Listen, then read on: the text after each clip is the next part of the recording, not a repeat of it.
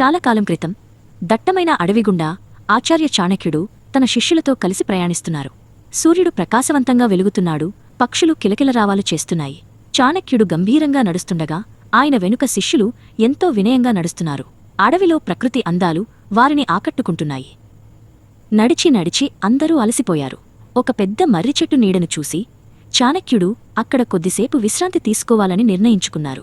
శిష్యులు తమ సంచులను పక్కన పెట్టి చల్లని గాలిని ఆస్వాదిస్తున్నారు.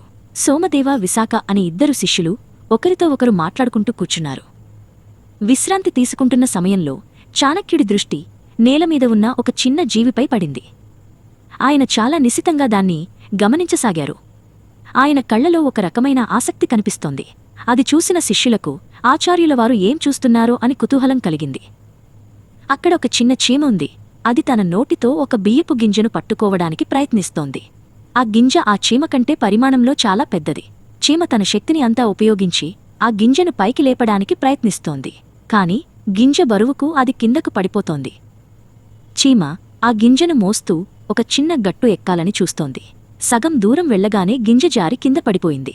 చీమ కూడా దొర్లి కింద పడింది. కాని అది అస్సలు నిరాశ చెందలేదు. మళ్లీ గింజ దగ్గరకు వెళ్లి దాన్ని సరిగ్గా పట్టుకుని మళ్లీ ఎక్కడం ప్రారంభించింది. ఇలా అనేకసార్లు జరిగింది. సోమదేవ మరియు విశాఖ ఈ దృశ్యాన్ని ఆశ్చర్యంగా చూస్తున్నారు.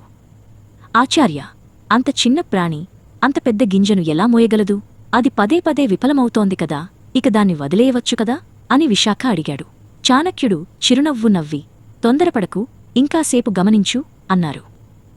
చివరకు ఎన్నో ప్రయత్నాల తరువాత ఆ చీమ పట్టుదల వదలకుండా ఆ బియ్యపు గింజను గట్టిగా పట్టుకుంది. ఈసారి ఎంతో సమతుల్యతతో ఆ గట్టును పూర్తిగా ఎక్కేసింది. తన గమ్యాన్ని చేరుకుని గింజను సురక్షితంగా తన గూటికి చేర్చింది. చీమ విజయం సాధించింది. చీమ విజయాన్ని చూసి శిష్యులు ఆశ్చర్యపోయారు. అప్పుడు చాణక్యుడు సోమదేవ వైపు తిరిగి ఇలా అన్నారు. చూశావా సోమదేవా, ఆ చిన్న చీమ తన ఓటమిని అంగీకరించలేదు. ఎన్నిసార్లు కిందపడినా మళ్లీ మళ్లీ ప్రయత్నించింది. పట్టుదల ఉంటే ఎంతటి కష్టమైన పనినైనా సాధించవచ్చని ఆ చీమ నిరూపించింది. విశాఖ వైపు చూస్తూ చాణక్యుడు కొనసాగించారు. జీవితంలో మనకు కూడా ఇలాంటి కష్టాలు ఎదురవుతాయి. లక్ష్యం పెద్దదైనప్పుడు అడ్డంకులు రావడం సహజం. కాని ఆ చీమలాగే మనం కూడా వెనకడుగు వెయ్యకుండా ప్రయత్నిస్తూనే ఉండాలి. నిరంతర కృషి, పట్టుదల ఉంటే విజయం మన సొంతమవుతుంది. చాణక్యుడి మాటలతో శిష్యులకు గొప్ప పాఠం లభించింది. వారు కొత్త ఉత్సాహంతో తమ ప్రయాణాన్ని మళ్లీ మొదలుపెట్టారు. ఒక చిన్న చీమ తమకు ఎంతటి గొప్ప విషయాన్ని నేర్పిందో అని అనుకుంటూ వారు ఆచార్యుడిని అనుసరించారు. పట్టుదలే విజయానికి మూలసూత్రమని వారు అర్థం చేసుకున్నారు.